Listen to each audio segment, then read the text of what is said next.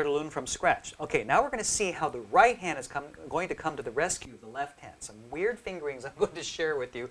I hope this helps. If it doesn't, let me know and I'll try to redo it and make it easier for you. But this is what I've come up with to try to make the left hand easier without having to twist and do unusual gymnastics. The right hand is going to come to the rescue as follows. Okay, so let's start from the previous measure. And if you recall, these two notes over here are being played with a 4 and a 2. Okay? Now let's eyeball the rest of the notes. Notice that our next set of notes over here, there's a natural which takes away the G flat, turning that into a G natural. Okay? So that's a G natural here. Okay? In fact, what I'm going to do is I'm going to just assume that you're going to be helping to read the notes. I'm assuming you're getting better at this. Okay? Okay, 5-3 with the G and an E flat, G natural. Eyeballing down, G goes down to F, D flat, and you're going to use a 4-2, okay? And you're going to see how this is the same note, D flat, B flat, 2, 1, okay? Now, this is where things are going to get a little bit weird. Let me play what this looks like so far.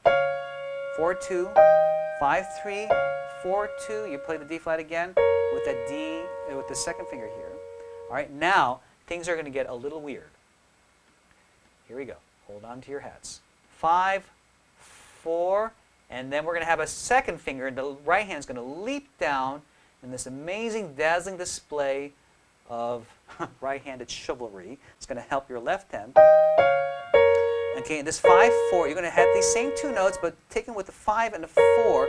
Reason being, your second finger is going to come down and rescue your left hand. If you recall, your left hand is coming up, G, B flat, E flat, and if you look at carefully, E flat, the next time it's going to be a G, but we ran out of fingers, so what's going to happen, the right hand is going to take that G flat, the G natural with its second finger over here. And again, it is a natural. Notice that they have a natural symbol here, okay? So that's what's going to happen. And because you're using a second finger, that gives me the ability to continue from here to here and connect these two notes. So now I can use a 1 to connect that. See how that works, okay? And what's going to happen is even more unusual, okay? We're going to have our hand come over with the second finger, F, E, D, okay? And then, bear with me, it's a little bit strange, okay?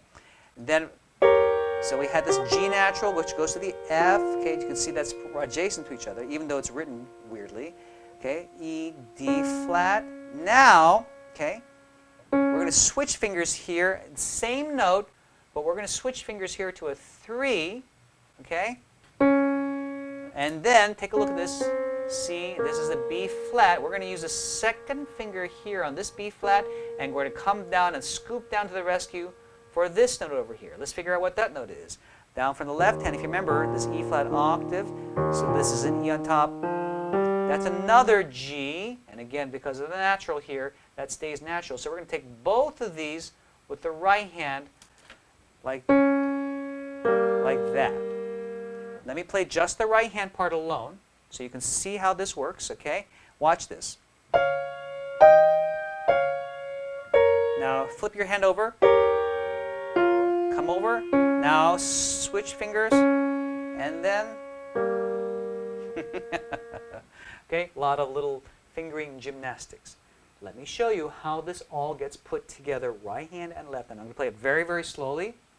And then I'm going to rewrite this and then kind of mark out where the notes are lining up. If you notice, the left hand is playing notes with 2 beams, and the right hand is playing notes, for the most part, with a single beam. So that tells me that the left hand notes are twice as fast as the right hand notes. So here's what I'm not going to play it with any pedal, so you can hear the breaks and watch where my hands are going. Ready?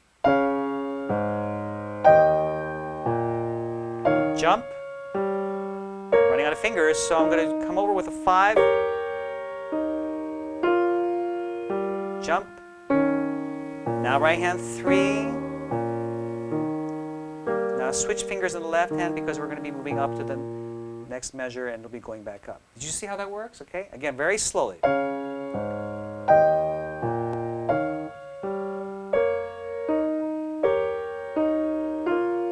Coming over.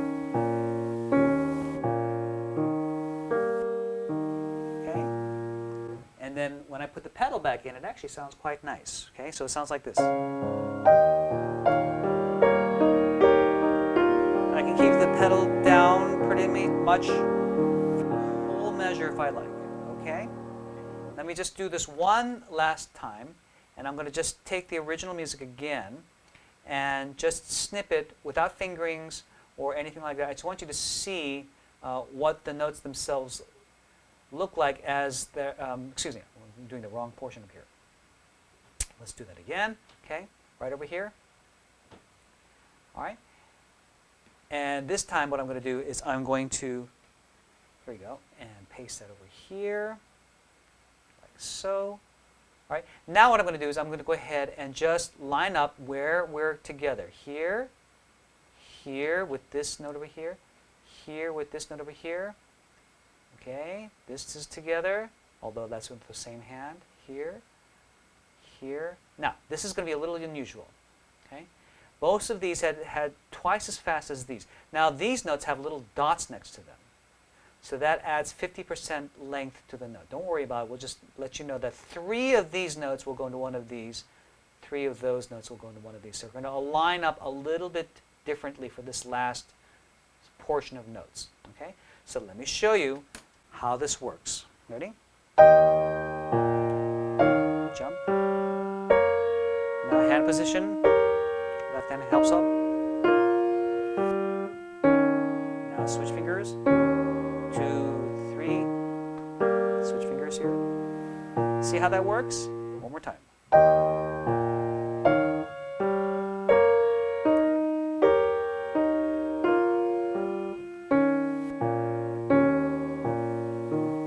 Switch fingers here. With practice, you'll be able to get it faster.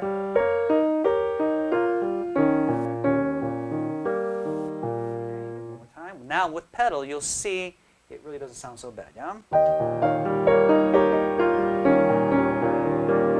The nice thing about this fingering, it keeps your hand, well, except for the right hand doing it's a little bit of gymnastics, for the most part, it keeps your hands within comfortable distances and you're not making unusual leaps to try to find notes kind of in the dark.